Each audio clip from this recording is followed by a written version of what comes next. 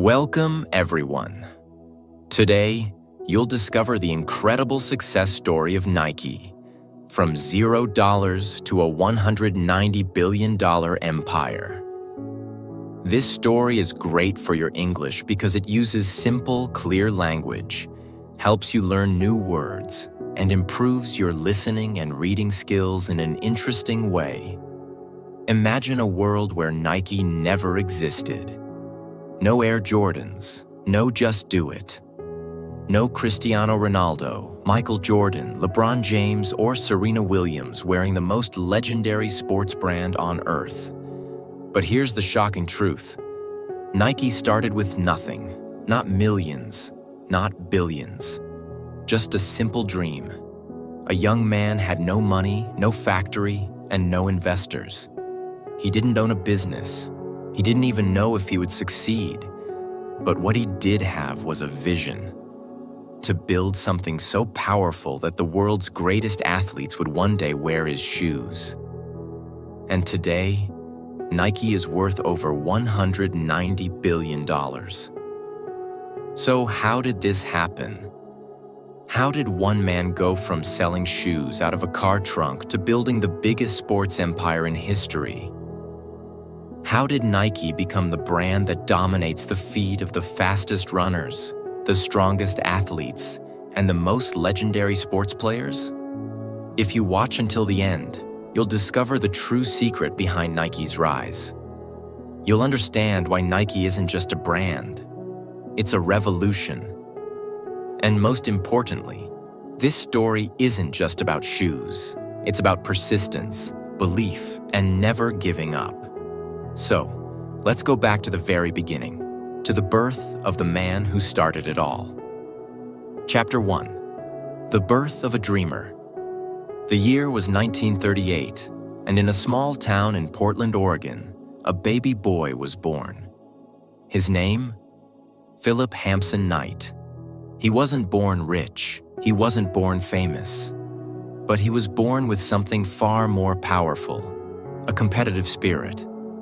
His father, Bill Knight, was a newspaper publisher, a tough man, a man who believed in hard work and discipline.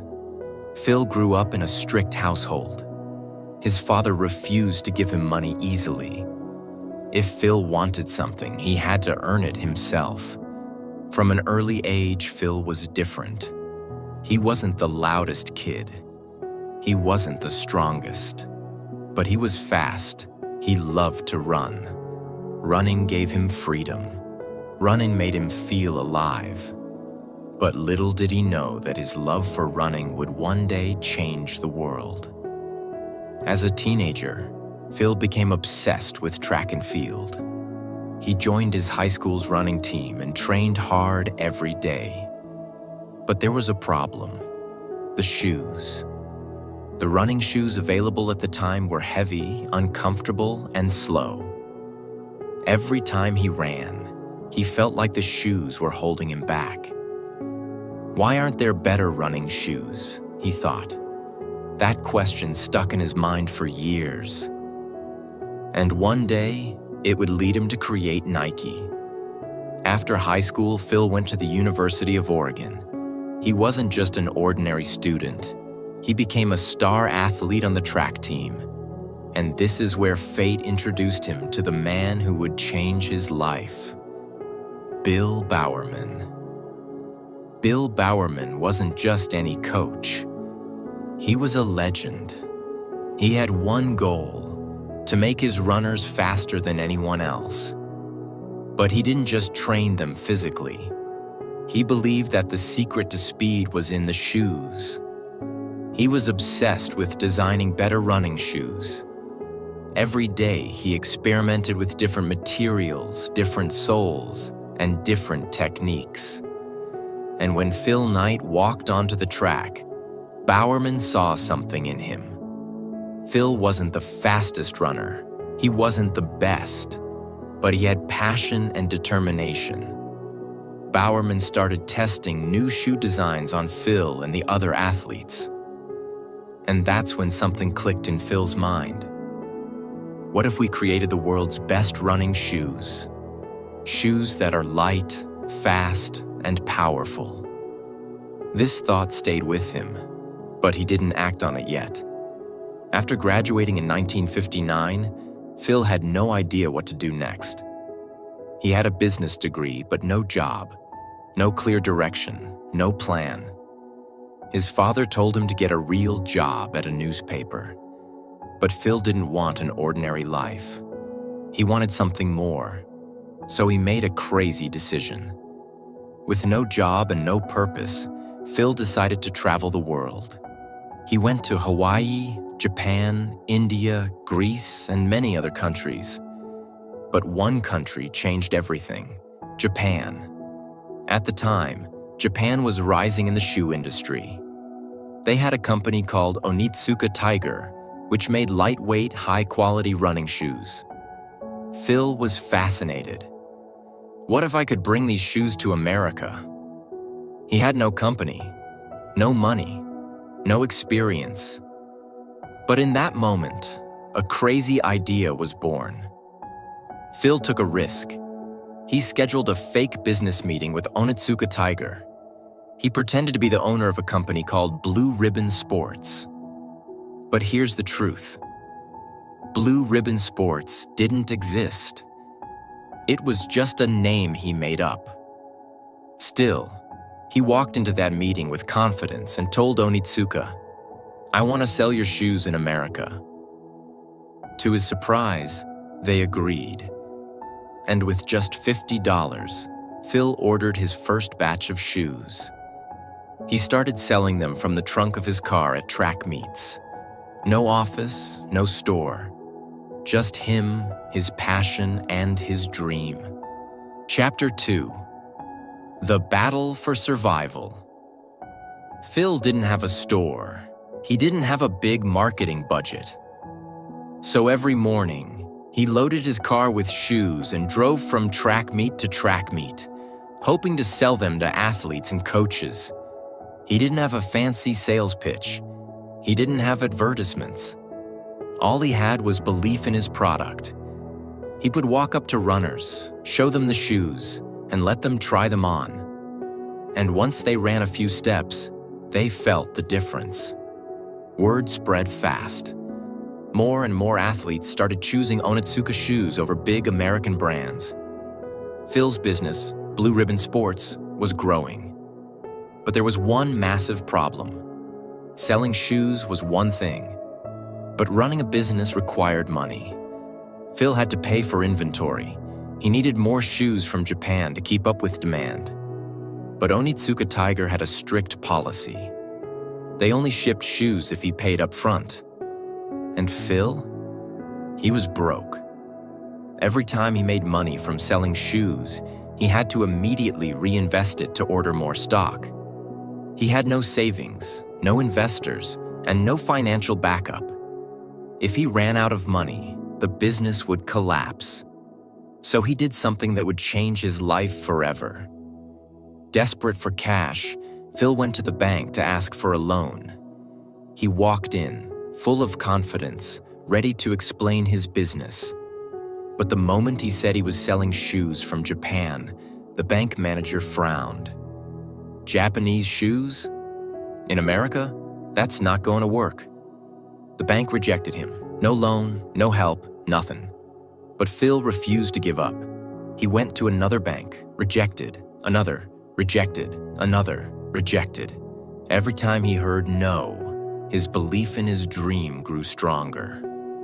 Finally, after weeks of rejection, one small bank agreed to lend him a tiny amount of money, barely enough to survive. It wasn't much, but it was enough to keep Blue Ribbon Sports alive. Phil knew he couldn't do everything alone, selling shoes, ordering inventory, managing money. So he hired his first employee, a man named Jeff Johnson. Jeff wasn't just any employee. He was obsessed with running in shoes. He worked day and night to help Phil sell more shoes. And soon, they opened their first official store, a small shop in Santa Monica, California. The business was finally growing. Sales were increasing. More athletes were buying their shoes. But just when things started looking good, Phil got a phone call that almost destroyed everything. One morning, Phil received a shocking call from Japan. It was from Onitsuka Tiger. They told him that they were ending their partnership with Blue Ribbon Sports. Phil was confused. Why? He had been selling thousands of their shoes. Business was booming. Then he found out the horrible truth. Onitsuka had secretly been looking for a new distributor in America. They were planning to cut Phil out and take over the US market themselves. If this happened, Blue Ribbon Sports would be finished. Everything Phil had built, the late nights, the track meets, the loans, the struggles, would all be for nothing. He had two choices. One, give up and let Onitsuka take everything. Two, fight back and build his own brand. And in that moment, Phil Knight made the most important decision of his life. He would create his own shoe company. But there was one massive problem. He had no factory, no manufacturer, and no money. Phil had only a few months before Onitsuka cut him off completely. So he needed to move fast. He gathered his small team and told them, "We're going to create our own shoes." But what would they call the company? They needed a name that was powerful, inspiring, and unforgettable. They brainstormed for weeks. They considered names like Dimension 6 and Falcon. But then, something magical happened. One night, Jeff Johnson had a dream. In the dream, he saw the Greek goddess of victory, Nike. He woke up and immediately told Phil. And just like that, Nike was born. But a name wasn't enough. They needed a logo. Phil went to a young graphic design student named Carolyn Davidson and asked her to design a logo. She created the swoosh, a simple curved check mark that represented movement, speed, and victory. And how much did she charge for this now famous logo? Just $35. With a new name and logo, Nike was ready to fight back. But they still didn't have shoes. Phil needed to create a shoe that was better than Onitsuka Tiger. He turned to the one man who had always obsessed over shoes, his old track coach, Bill Bowerman. And Bowerman had a genius idea. One morning, as he was making breakfast, he looked at his waffle iron. And then, it hit him. What if the bottom of a shoe had the same pattern as a waffle? He ran to his lab, poured rubber into a waffle iron, and created the first Nike sole. The result? A shoe that was lighter, faster, and had better grip than anything else on the market. The first Nike shoe, the Nike Waffle Trainer, was born. And now, Phil was ready for war. Chapter 3. Nike struggled to become a giant. Even though Nike had its own shoe now, they still had no money. Phil had spent every last dollar on developing the new shoe and breaking away from Onitsuka. But to sell more shoes, Nike needed factories, materials, and marketing. And all of that required cash, millions of dollars that Nike simply didn't have.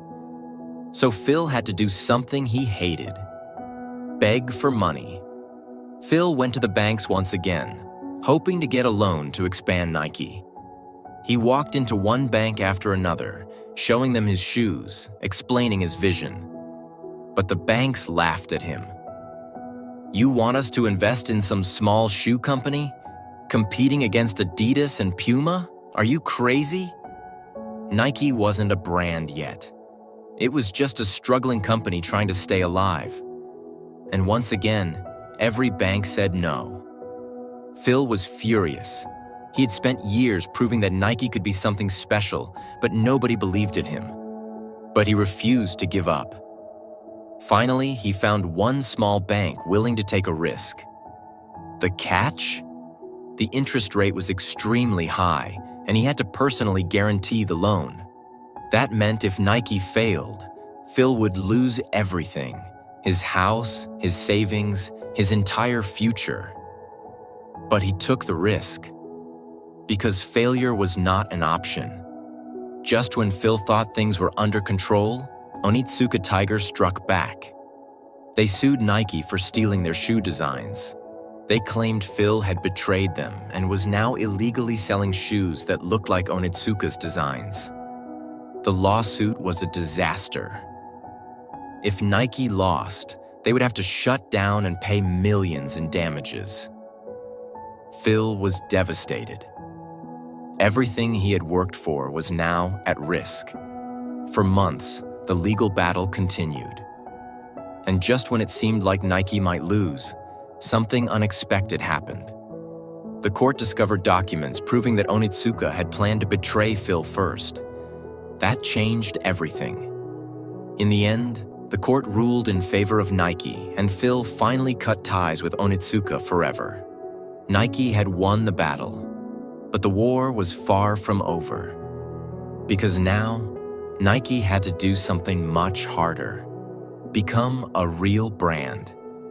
Back then, Nike didn't have fancy marketing like today. They didn't have sponsorship deals, TV ads, or celebrity endorsements. They were just a small company trying to sell shoes. So Phil and his team got creative. Instead of wasting money on big advertisements, they focused on something powerful. They went directly to athletes, giving them free Nike shoes and asking them to wear them in competitions. And it worked. Runners, basketball players, and coaches started noticing Nike shoes. They were lighter, faster, better. And soon, athletes started talking about them. Nike was still a small company, but they were gaining momentum. Nike needed a breakthrough product, a shoe that would make people notice them. And that's when Bill Bowerman struck again. He had already invented the Nike Waffle Trainer, but now he wanted to create something even better. He started experimenting with different materials, different soles, and new technology. And after months of testing, he came up with something revolutionary: the Nike Cortez. This wasn't just another running shoe. The Cortez was lightweight, stylish, and had the best cushioning any athlete had ever seen. And then, something magical happened. The 1972 Olympics were coming up, and Nike made sure their shoes were everywhere. When people turned on their TVs, they saw athletes wearing Nike shoes, winning races, setting records, making history. Nike was still a small company, but now the world was watching. And then came the moment that changed everything. By the late 1970s, Nike was growing fast, but it was still behind Adidas. They needed something big, something that would change everything. Then, in 1984, they made a decision that would take them from just another shoe company to the biggest sports brand in the world. They signed a young basketball player, a player who wasn't the biggest star yet, a player many brands ignored. His name? Michael Jordan. At the time, Jordan was just a rookie. Adidas didn't want him. Converse wasn't interested. But Nike? Nike saw something special. They didn't just want Jordan to wear their shoes. They wanted to build a brand around him. But there was a problem. Michael Jordan didn't want to sign with Nike. His dream brand was Adidas. He told his agent, "I don't even want to meet with Nike." Nike refused to give up. So they went to someone who had the most influence over Michael, his mother, Dolores Jordan. She listened to Nike's offer and then told her son, "Michael, you're going to listen to them." Because of his mother, Michael Jordan agreed to meet with Nike. Nike took a massive risk. They offered Jordan a huge contract and created a special shoe just for him, something no company had ever done before. That shoe was the Air Jordan 1. At first, the NBA banned the shoe because of its colors, but that only made it more popular. Then Jordan started winning. He dominated the game, and suddenly, everyone wanted to be like him. Everyone wanted his shoes. Air Jordans sold out everywhere. Nike couldn't keep up with demand. In just a few years, Nike went from a growing company to a billion-dollar empire. Chapter 4: The Empire of Nike. Nike was no longer a struggling company. It was a global sports empire. The name Nike wasn't just a brand anymore. It had become a symbol of greatness. Everywhere you looked, athletes were wearing Nike. Michael Jordan dominated the NBA in Air Jordans. Cristiano Ronaldo ran across the football field in Nike boots. Serena Williams crushed her competition in Nike gear. But Nike wasn't finished yet, because there was still one thing missing. They needed one message, a slogan that would define them forever. The birth of Just Do It, the slogan that changed everything. It was the late 1980s. Nike was growing fast, but they needed a way to connect with everyone, not just professional athletes, but also regular people. They needed something that would inspire runners, basketball players, footballers, and even ordinary people in gyms. That's when Dan Whedon, a marketing genius, had an idea. He wanted 3 simple words, something easy to remember, something that made people feel unstoppable. And then he came up with it. Just do it. It was short, powerful. And when Nike launched their first Just Do It commercial in 1988, featuring an 80-year-old man running a marathon, something incredible happened. People felt inspired. They weren't just buying shoes anymore. They were buying a mindset. Nike wasn't just selling sneakers. They were selling a dream. And soon, the whole world started saying, "Just do it." It became one of the most iconic slogans in history, and it made Nike unstoppable. With Just Do It, Nike's sales skyrocketed. In 1988, Nike was making $1.2 billion a year. By 1996, they hit $6.4 billion. By 2003, Nike was earning over $10 billion. And today, Nike is worth over $190 billion. That's more than Adidas, Puma, and Reebok combined. And it all started with a man who sold shoes out of his car. And with every new star, Nike's empire grew bigger and stronger. Because when people saw their idols wearing Nike, they wanted to wear it too. And Nike became a part of history. Even after Michael Jordan retired, Nike kept selling Air Jordans. And guess what? The Air Jordan brand alone makes over $5 billion per year. That's right. Just one line of shoes makes more money than most entire companies. Even today, people wait in long lines for hours just to buy a new pair of Jordans. And this is why Nike is different. They don't just sell shoes, they create culture. They make products that people dream of wearing. Nike wasn't just taking over America, they wanted the whole world. So they expanded to Europe, signing football clubs like Barcelona and PSG. Asia, dominating China and Japan's sportswear market. South America, partnering with Brazil's national football team. Africa, sponsoring the best young footballers. Now Nike is in every country, every city, every street. No matter where you go, you see the swoosh logo. Nike isn't just a company, it's a movement. Even the biggest companies face problems. Nike had many challenges over the years. Scandals. They were accused of using sweatshops and child labor in factories. Financial crashes. The 2008 crisis almost destroyed their profits. Competition. Adidas, Puma, and Under Armour tried to take their place, but Nike always fought back. They improved working conditions, signed new superstars, and kept innovating. And every time someone thought Nike was finished, they proved everyone wrong, because winners never quit. Today, Nike is the biggest sports brand on earth. Over $50 billion in annual revenue, more than 75,000 employees, sold in over 190 countries. Worn by the greatest athletes in history, Nike's story is more than just about shoes. It's about believing in something before the world sees it. Phil Knight had no money, no support, and no guarantees. But he had a vision. He believed in Nike when nobody else did. And because of that, he built an empire.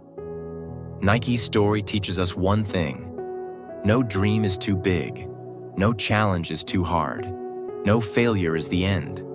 If you believe in yourself and never give up, you can achieve anything. Now it's your turn. Do you believe in the power of never giving up? Tell me in the comments below. And if you enjoyed this story, make sure to subscribe for more amazing success stories.